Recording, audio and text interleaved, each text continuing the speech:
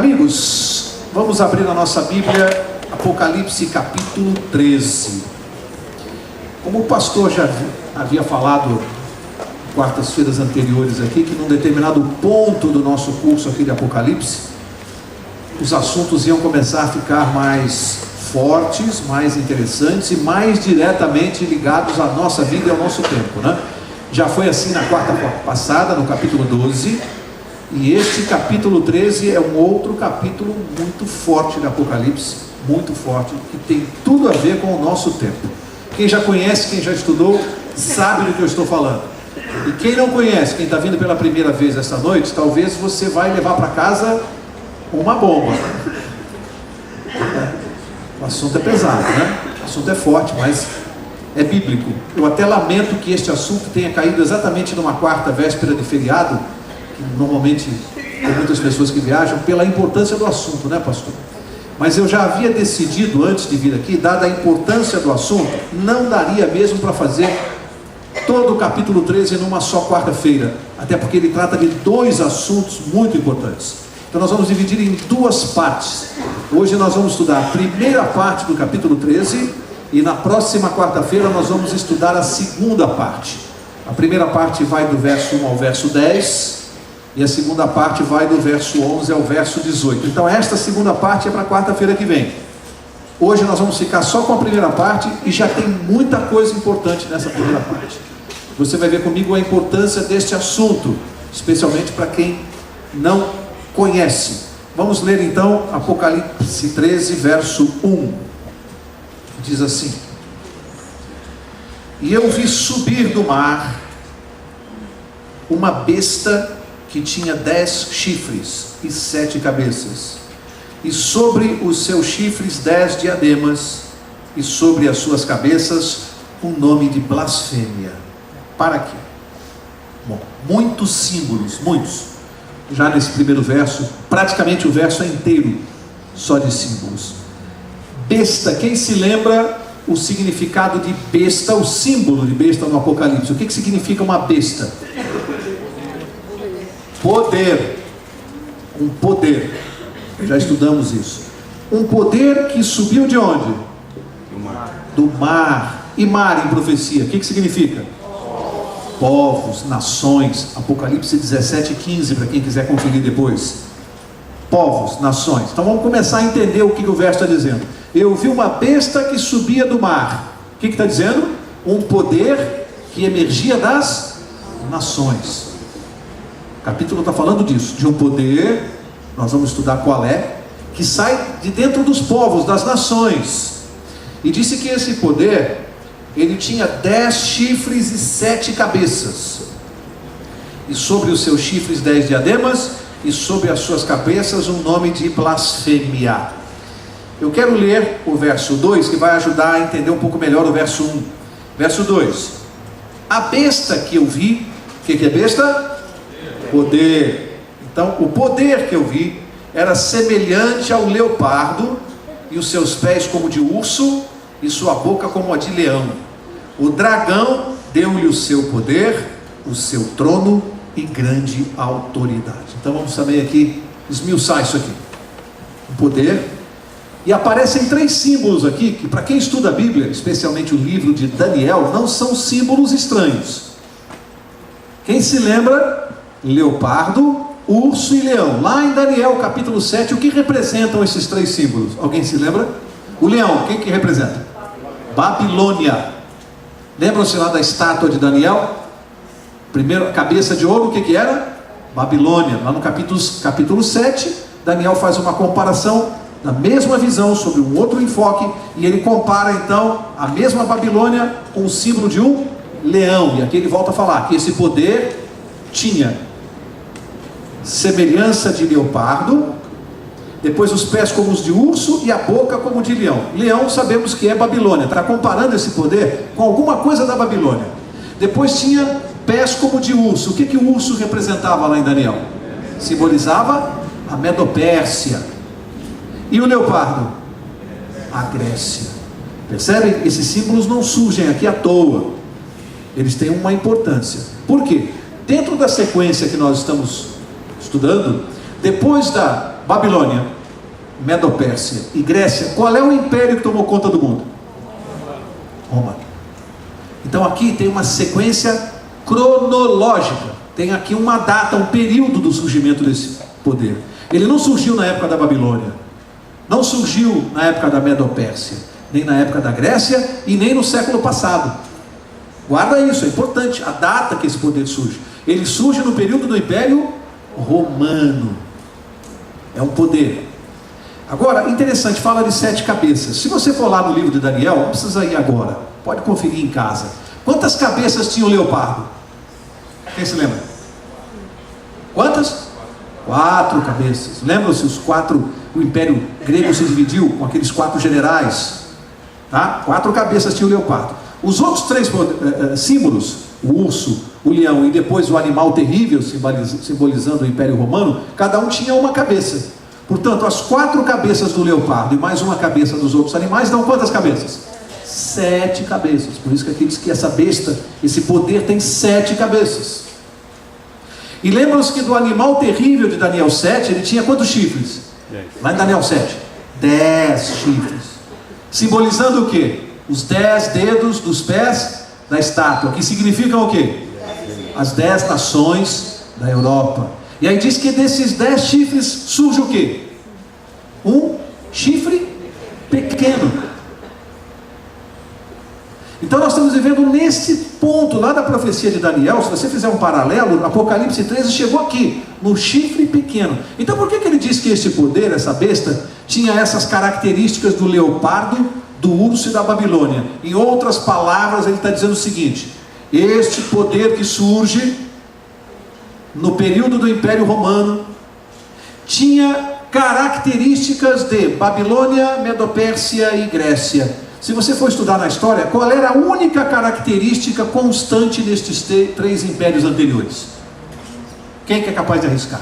O que havia de comum nos 3 primeiros impérios? O pastor tem um anúncio.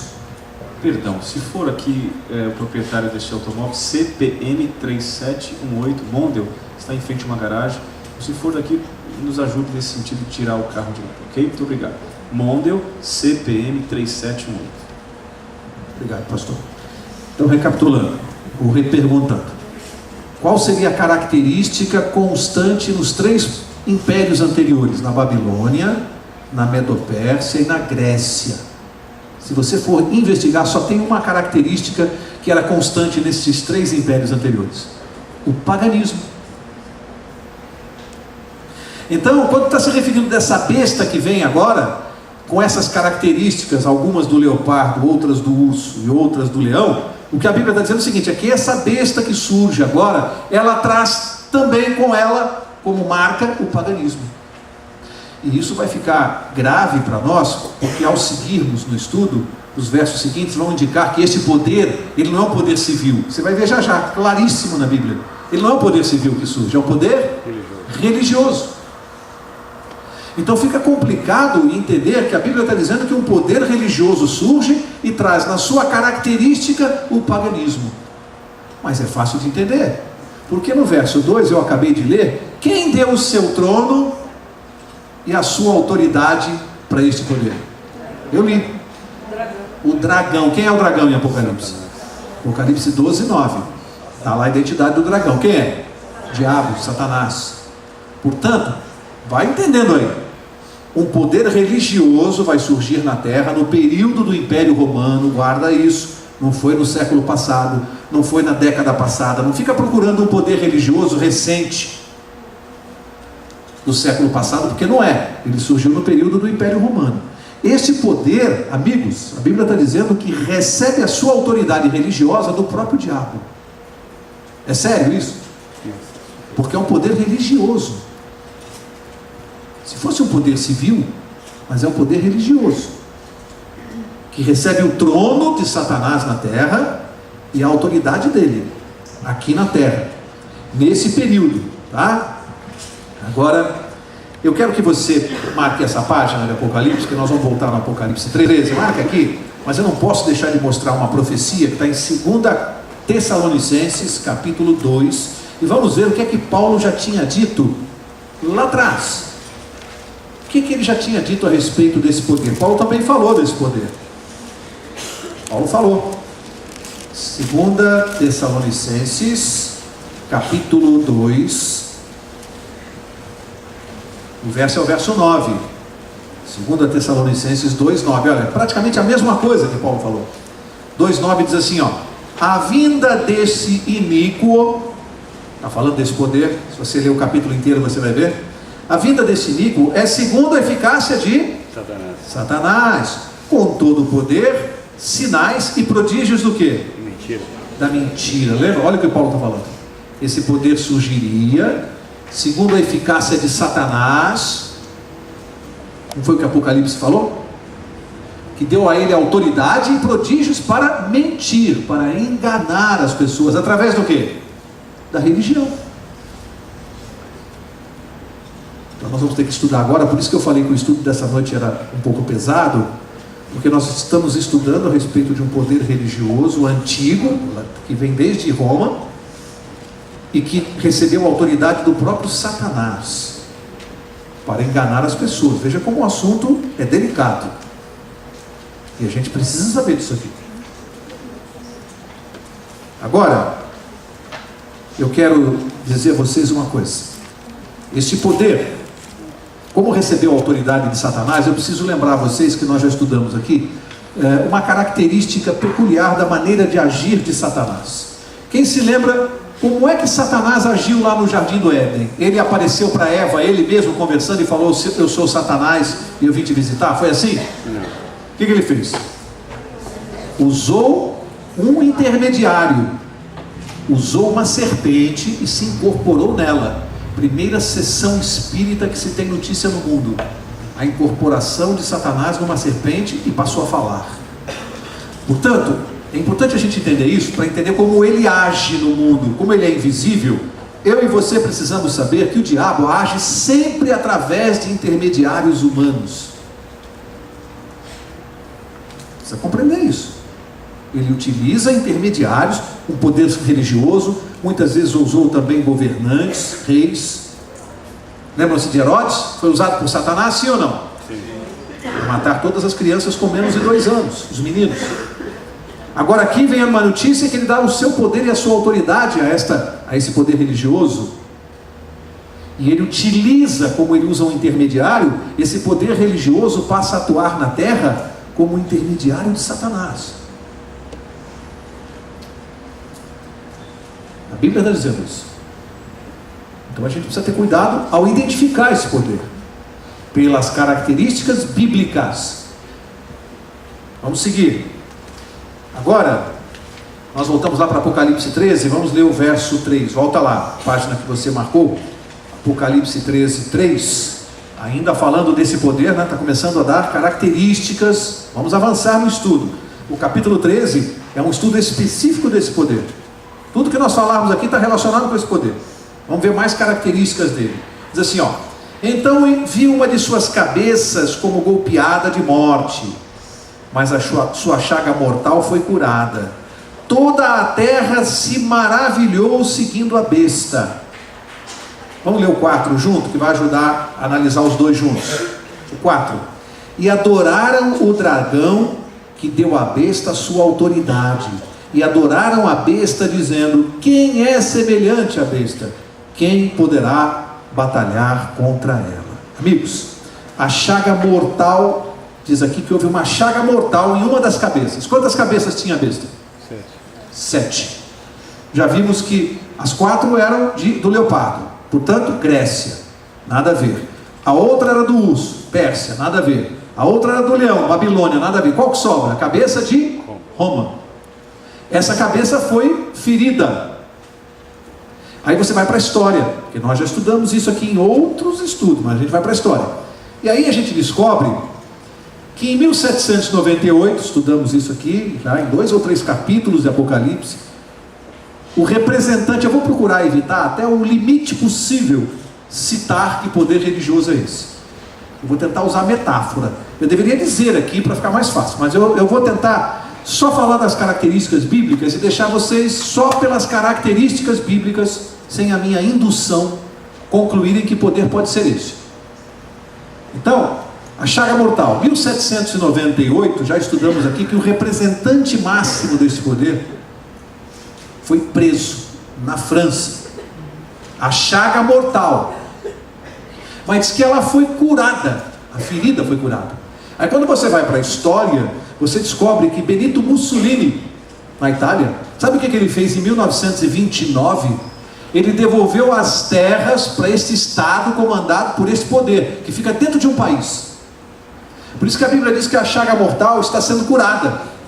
Porque esse poder, que perdeu o seu poder temporal, vamos dizer assim, no mundo, durante mais de um século, recebe de volta a autoridade através de Mussolini. Isso é história pura, gente. Estou dando a data, 1929. Nem vou dizer o nome do tratado que devolveu essas terras, porque eu vou ter que usar uma expressão que vai facilitar identificar. Eu vou evitar. Mas o nome do tratado ajudaria muito. Vamos seguir até onde a gente puder, tentando... Eu vou tentar não revelar o nome para vocês descobrirem sozinhos pelas características. Aqui diz que toda a terra, final do verso 3, toda a terra se maravilhou seguindo a besta. Diz que, sabemos que é um poder religioso, toda a terra, diz o verso, se maravilhou seguindo a besta. Depois que essa ferida está sendo curada, nessa segunda parte, nesse segundo período de atuação desse poder, diz que a terra se maravilhou e passou a seguir esse poder religioso. Maravilhada, esse é o termo que a Bíblia utiliza. E a coisa aqui começa a ficar mais importante quando diz assim, no verso 4: e adoraram o dragão que deu à besta a sua autoridade. Por que adoraram o dragão? Eu não disse que ele usa o intermediário? Essa adoração é indireta. Já que Satanás não consegue a adoração direta de cada um de nós, ou das pessoas, em geral, ele não consegue ser adorado diretamente. É complicado, a não ser que a pessoa se declare satanista. Existem alguns que dizem e professam serem satanistas. Tem gente que faz pacto com o diabo para ganhar dinheiro e ficar rico. Não sei se você já conhece histórias assim. Eu conheço pessoas que fazem pacto, especialmente no mundo artístico. Mas como o Satanás não obtém adoração direta das pessoas, ele está sendo adorado através desse poder. Então diz aqui: adoraram o dragão que deu à besta a sua autoridade. E adoraram a besta também, por via de consequência, este poder religioso. E o que dizem nessa adoração? Quem é semelhante à besta? Ou seja, na terra, que poder religioso é semelhante a ela? Quem? E agora vem o desafio dos adoradores da besta. Lembrando que besta aqui é poder religioso. O desafio que eles lançam está no final do verso 4. Olha que desafio. É uma pergunta. Eles dizem: quem poderá batalhar contra ela? Se você está acompanhando o nosso raciocínio e está desvendando que poder só pode ser este, basta você imaginar, tenta pensar no mundo hoje. Pense. Que aqui o desafio é: quem pode batalhar contra esse poder religioso? Quem pode ir contra ele? Tenta imaginar no mundo hoje, se você conhece algum representante de alguma religião, que nenhum presidente da república de nenhum país se atreve a falar mal dele ou ir contra ele. Você lembra de algum poder assim? Que nenhum presidente da república se atreve, não fala mal dele nunca. E a Bíblia pergunta: quem poderá batalhar contra este? A terra se maravilhou. Você conhece algum poder religioso que, quando o representante desce do avião, estica-se um tapete vermelho como este aqui para ele passar, porque a terra se maravilhou com ele? Que vem desde o tempo do Império Romano. Mas vem mais características aqui, tem mais coisas aqui.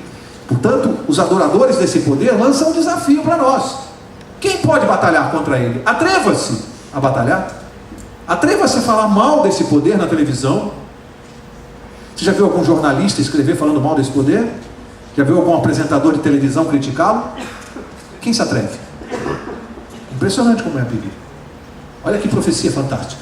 Ninguém se atreve, porque recebeu a autoridade do próprio dragão. Agora, verso 5. Só um detalhe antes de ler o verso 5, interessante, só um parênteses aqui, um parênteses. Esse poder, como eu disse, recebeu terras dentro de um país e formou um estado dentro de outro. Que eu saiba, é o único caso no mundo. Eu não me lembro de outro em que um estado esteja dentro de outro. Só acontece com esse poder. Interessante que no estado governado por este poder religioso não existe democracia. Porque nenhum adorador desse poder, nenhum súdito desta religião, vota para a eleição. Nenhum. Não vota. Ele é colocado lá, o que ele determina é seguido por todos os súditos do mundo inteiro, ninguém opina nem pode discordar, é obrigatório. E ninguém vota para colocá-lo lá. Não há democracia. E o que ele determina é lei para todos os seguidores. Não há democracia. Ou seja, as pessoas que seguem este poder são como robôs autômatos, não podem fugir dos dogmas, não podem opinar, e o passado revela que quando discorda, é eliminado. Nós vamos chegar um pouquinho mais adiante nisso. Ou seja, domina as consciências das pessoas e não tem liberdade religiosa. Mas eu vou seguir. Verso 5. Verso 5 diz assim: foi-lhe dada uma boca, a esse poder, foi dada uma boca para proferir arrogâncias e blasfêmias. Deu-se-lhe autoridade para continuar por 42 meses. Este poder profere arrogâncias e blasfêmias. Uma blasfêmia só pode ser dirigida contra quem? Se é blasfêmia. Contra Deus. Só pode ser contra Deus. Blasfêmia só pode ser contra Deus. Diz que esse poder foi dado a ele uma boca para falar, e o que ele fala, ele profere arrogâncias e blasfêmias. Veja, é um poder religioso, falando contra Deus. Então surge uma pergunta: como é possível um poder religioso falar contra Deus e ser seguido por milhões na terra?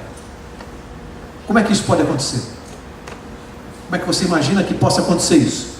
Um poder que é religioso estar falando contra Deus e mesmo assim ter tantos milhões de adeptos. Nós precisamos entender biblicamente o que é considerado blasfêmia, para entender o que é blasfêmia, para a gente poder entender o que esse poder possa estar fazendo, que a Bíblia considera blasfêmia e que a maioria dos seguidores não conseguem perceber. O que é uma blasfêmia? Vamos ver aqui. Abre no Evangelho de João, marca essa página aqui, deixa a própria Bíblia explicar para nós o que é uma blasfêmia. Evangelho de João, capítulo 10. João 10. Olha que coisa interessante aqui. Quero ler o verso 33. João 10, 33. Não, vamos ler o 31 para poder dar sentido à frase toda. João 10, 31. Diz assim: Jesus estava aqui debatendo com os judeus em praça pública, e aí ele disse assim, verso 30, eu e o Pai somos um. Olha o que Jesus falou para eles: eu e o Pai somos um, uma só pessoa. Quando ele diz eu e o Pai somos um, ele está dizendo que ele é o quê? Quem é o Pai? Deus. Se ele está dizendo que eles são uma só, um só, Jesus está dizendo que ele é quem? Deus. Ele olhou para os judeus e disse: eu sou Deus tanto quanto o Pai. Vamos ver o que eles responderam, verso 31. De novo os judeus pegaram em pedras para apedrejá-lo. Só uma informação aqui. Nesse tempo aqui, é bom a gente entender, porque se alguém escrevesse hoje que alguém pegou em pedra para apedrejar alguém na Praça da República, é uma coisa. No tempo de Jesus, quando falava que pegava em pedra para apedrejar, era o seguinte: eles pegavam aqueles paralelepípedos, eram pedregulhos, e apedrejavam até matar. É diferente de hoje. Se você falar assim, apedrejar uma pessoa, é pegar umas pedrinhas na rua e mandar pedra, não é? No tempo de Jesus, não. Eram uns pedregulhos que eles matavam. Então, quando fala que pegavam em pedras para apedrejar Jesus, está dizendo assim, tentaram matá-lo. Por quê, hein? Verso 32. Mas Jesus lhes disse: tenho-vos mostrado muitos grandes milagres procedentes de meu Pai. Por qual deles me apedrejais? Jesus cutucou, né? Vocês querem me matar? Estão me apedrejando? Eu tenho só mostrado milagres de Deus. Por qual destes milagres vocês querem me matar? Resposta dos judeus. Olha só. Responderam os judeus: não te apedrejamos por nenhum milagre, mas pela blasfêmia, porque tu, mero homem, te fazes Deus a ti mesmo. O que é uma blasfêmia? Um homem se dizer Deus. Isso não é uma blasfêmia mesmo? Imagine eu chegar aqui para vocês, começar a pregar e dizer que eu sou Deus. Isso é uma blasfêmia. Como Jesus disse, eu como Pai sou Deus, eles disseram que era uma blasfêmia. No caso de Jesus, eles estavam errados. Por quê? Porque Jesus era mesmo e é Deus. Só no caso de Jesus, que eles não estavam mentindo.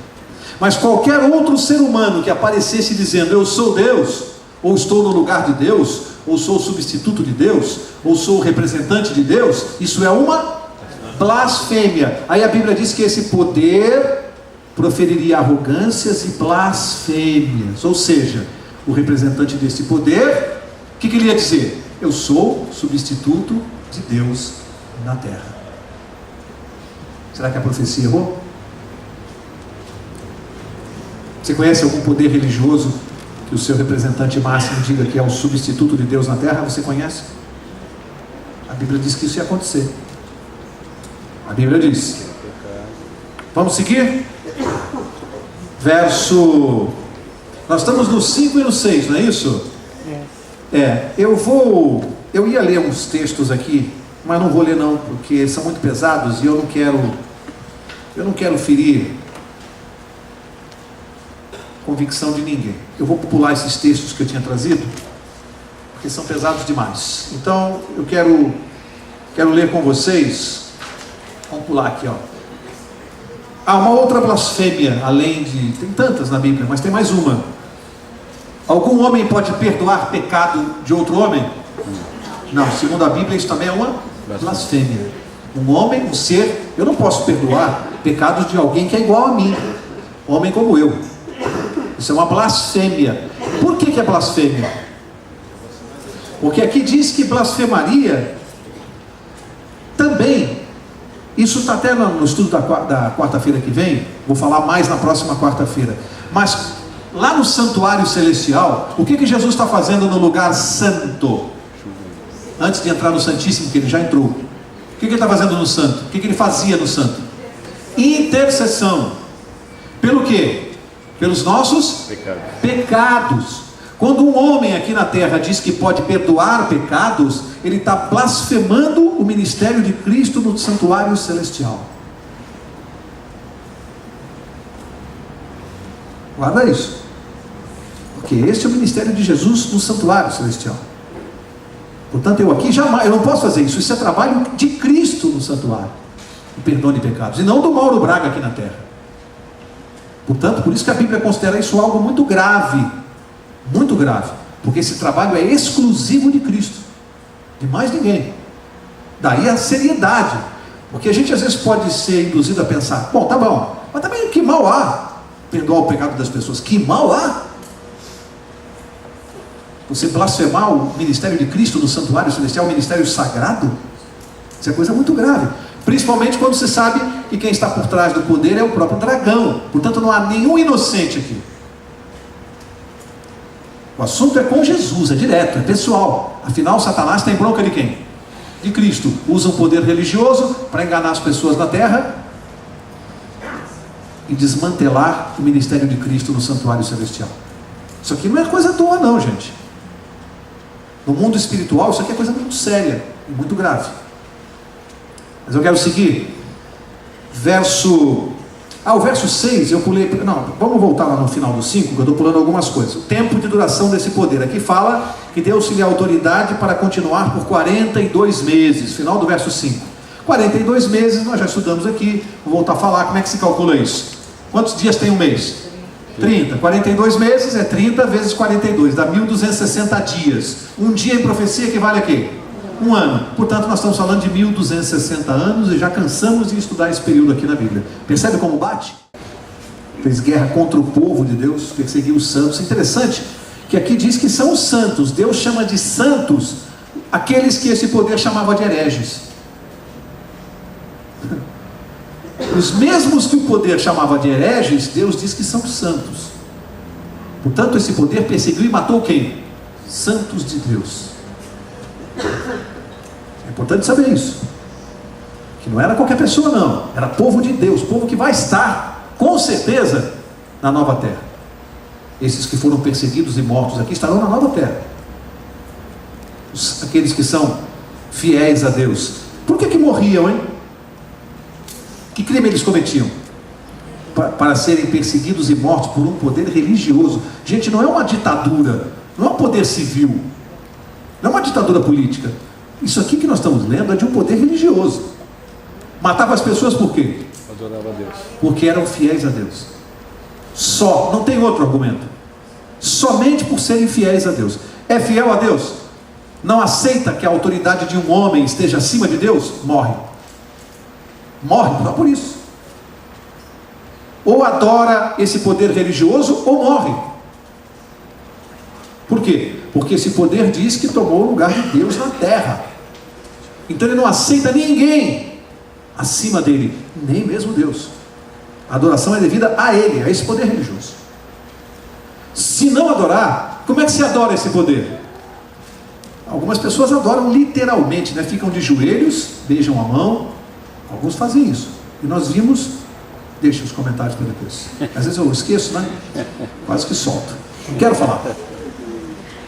Mas alguns se ajoelham, a adoração é literal. Mas outros adoram de uma outra maneira. Você pode adorar seguindo os dogmas estabelecidos por esse poder, uma forma de adoração. Seguindo as mudanças que esse poder fez na lei de Deus, outra forma de adoração, de prestar homenagem ao poder. Percebem que uma coisa é sutil? Você adora um poder se você seguir tudo aquilo que ele determina. É uma homenagem que você presta. Verso 8. Todos os que habitam sobre a terra a adorarão. A essa besta, a esse poder religioso. Esses cujos nomes não estão escritos no livro da vida do Cordeiro, que foi morto desde a fundação do mundo. Amigos, aqui a coisa é grave. Primeiro, porque está dizendo que todos sobre a terra adorarão esse poder. Isso já está acontecendo? Todos na terra estão adorando? Todos? Ainda não. Significa que essa profecia ainda não está plenamente cumprida. Você quer saber quando é que isso vai acontecer? O cumprimento total. Quarta-feira que vem. Quando é que essa adoração vai se tornar plena? Quarta-feira que vem. Um estudo fundamental. Porque aí nós vamos estudar outra besta que surge da terra. Vamos descobrir a identidade dela. Lembram-se não? Deixa eu mostrar aqui. Olha o último verso de Apocalipse 12, o verso 18. Diz assim, 12 e 18. O dragão parou sobre a areia do mar. O que é a areia do mar? O que é areia? Interessante isso. Interessante isso. A areia é o lugar onde as águas se encontram com a terra. Não é? A terra vem a areia, vem o mar. É o ponto de encontro. O mar não chega na terra por causa da areia. E a terra não invade o mar por causa da areia. Diz que o dragão chegou, parou na areia. Ponto de encontro das duas bestas. Porque uma surge do mar e a outra surge da terra. Quarta-feira que vem. Não perde. É legal pra caramba. Quando as duas vão se encontrar. Na areia. E nós temos que saber o que nós temos que ver com isso aqui. Que você pode estar deitado na areia, tomando seu banhozinho de sol, um bronzeador, sem saber que as duas bestas estão se encontrando. Quarta-feira que vem. Quarta-feira que vem. Vamos ver o que tem a ver. Porque isso tem a ver com a gente, conosco. É nosso tempo. Nosso tempo. E nós não podemos perder. Precisa entender isso aqui. Porque está debaixo dos nossos olhos, amigos. Nós estamos vendo televisão todo dia, noticiários. Isso aqui está debaixo dos nossos olhos e tem gente que não entendeu ainda o que está acontecendo. Está todo dia na televisão, você vai ver essa profecia aqui. Todo dia. Só que vai chegar um momento que esse poder vai ter adoração plena. Vai haver uma separação das pessoas no mundo. Somente dois grupos, como sempre foram. Porque Porque tem gente que pensa assim, já me perguntaram isso: Mauro, por que tem tantas religiões? Por que tem tantas denominações? Eu digo assim, amigo, eu continuo só vendo duas. Como? A ONU diz que tem mais de 3.000 denominações religiosas. Eu continuo só vendo duas: os que são fiéis a Deus e os que não são. Os nomes, você pode dar 3.000 nomes. Religiões no mundo só tem duas. E vai terminar o mundo assim, dividido em dois grupos: os que são fiéis a Deus e os que não são. Aí diz que estes que adoram a besta não estão escritos no livro da vida do Cordeiro. Não é o Mauro Braga que está dizendo, é a Bíblia. Aí tem gente que vai sentada aí olhando para mim e fala: ih, mas peraí, mas eu tenho um parente que é muito sincero que está lá. A minha mãe é sincera. Você está preocupado com o quê? A Bíblia diz que Deus perdoa o tempo da ignorância. A pessoa que não sabe, Deus não vai cobrar o que ela não sabe. Mas a partir do momento que souber isso que nós estamos estudando aqui, aí Deus vai cobrar. A partir do momento que a pessoa souber e continuar adorando esse poder, o seu nome será riscado. Riscado não, nem será escrito no livro da vida. Vai haver um momento claro em que isso vai acontecer? Para as pessoas que ainda não ouviram, vai haver quarta-feira que vem. Quarta-feira que vem, você vai saber. Não é importante saber isso? Acho que todos nós temos parentes nessa situação. Será que vai haver um momento para eles? Vem aqui quarta-feira, você vai ver. O mundo será dividido entre os que são fiéis a Deus e os que não são. Sabe por quê? Não vai ter mais enganação. Não vai ter mais. Vai ficar muito claro. Deus é demais. Vai ficar muito claro. Quem é fiel, toma o lado de cá. Quem não é, vai para lá. É como se fossem essas duas fileiras aqui, ó. Claramente o povo na terra será separado: povo de Deus e quem não é de Deus. Não vai ter mais esse negócio de denominação. Esquece. É quem é de Deus e quem não é. Esse tempo está próximo de chegar, muito próximo. E nós vamos ver como é que Deus vai fazer isso. Lembra-se que no capítulo 7 eu falei do selamento? Agora vocês vão ver o que tem a ver. Vamos ver o que tem a ver o selamento. Como é que Deus vai selar isso? Tudo isso na próxima quarta. E eu quero ler os dois versos que faltam. Verso 9 diz: se alguém tem ouvidos, faz o quê? Ouça. Sabe, se alguém tem ouvidos, essa tradução poderia ficar muito boa se fosse assim: se alguém tem consciência, ouça. Porque as pessoas que não têm consciência do que está acontecendo, Deus não vai cobrar nada delas. Tem muita gente sincera em todas as religiões, sim ou não? Sim. Muita gente sincera. Muita gente. Porque não tem consciência do que está acontecendo. Mas no momento que tem consciência, aí Deus vai cobrar. Por isso, amigos, que o fato de a gente conhecer a verdade, que é um privilégio para nós sabermos tudo isso aqui que a gente está aprendendo. Fala a verdade. É um privilégio, somos escolhidos para sabermos tudo isso que nós temos de revelação. Mas esse privilégio implica numa responsabilidade. Quanto mais eu sei, mais Deus vai cobrar de mim. E não adianta, tem pessoas, eu sempre brinco assim, tem gente que fica olhando, né, pastor, e fala: ih, mas então eu não devia estar fazendo esse curso. Eu não estava sabendo de nada. Mas não é isso que eu estou falando.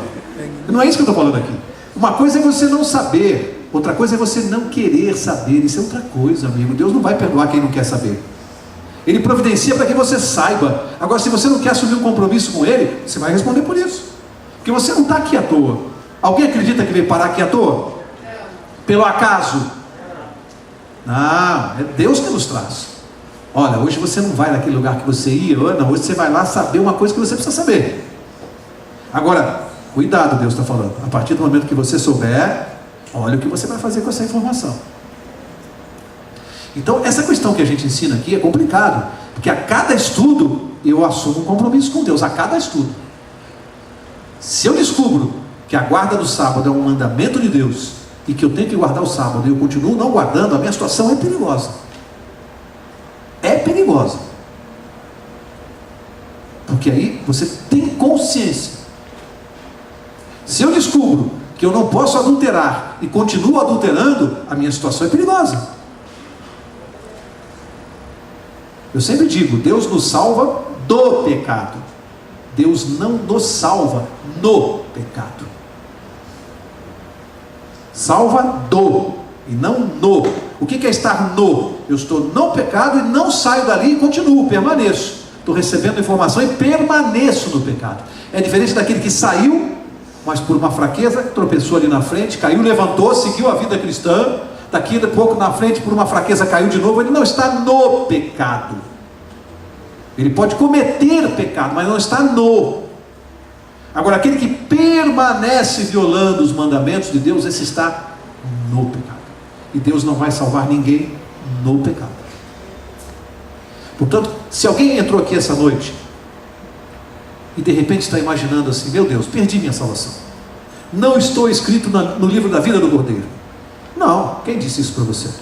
Você vai levantar daqui uma oração, vai falar com Jesus, e nós vamos fazer isso aqui já já, o pastor vai fazer, o pastor vai interceder. Basta uma oração, um pedido de perdão e um compromisso com Deus de sair, de se mover, de se mexer, sair do pecado, e a salvação chegou para você. Eu não ouvi amém. Basta isso. Então você está preocupado com o quê? A salvação, a justificação é um ato de 10 segundos, 15 segundos, é uma oração. O último verso 10, para encerrar, diz assim: se alguém deve ir para o cativeiro irá. Se alguém deve ser morto à espada, é necessário que a espada seja morto. Nisto repousa a perseverança e a fidelidade dos santos. E aqui mais uma vez é profecia, porque dissemos que o representante desse poder foi preso em 1798. Se alguém tem que ir para o cativeiro, vá. Profetizou. Como é que aconteceria? Era problema de cadeia, foi o que aconteceu. Mas diz que pela espada será destruído esse poder. Ou seja, este poder não será eliminado da terra pelo braço do homem. Esqueça. Só por uma intervenção divina.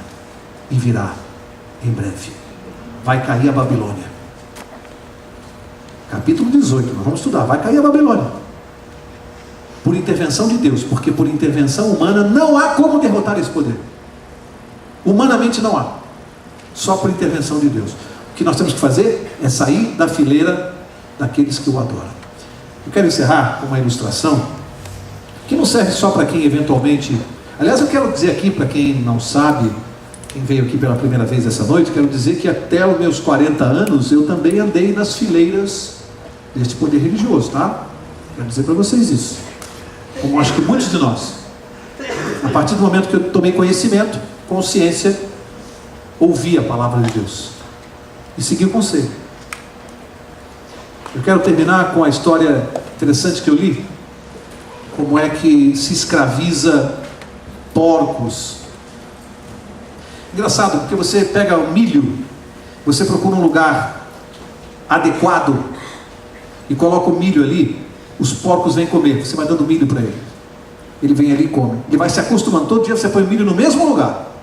No mesmo lugar. Põe ali, o porco vem, come, eles vão vindo e vão comendo. Depois de algum tempo, sabe o que você faz? Você coloca o lado esquerdo da cerca assim perto e põe o milho. Os porcos estão acostumados a virem comer na sua mão, então eles vêm e continuam comendo ali. Você põe a cerca de um lado, aí você põe a cerca do outro lado, e os porcos continuam vindo comer.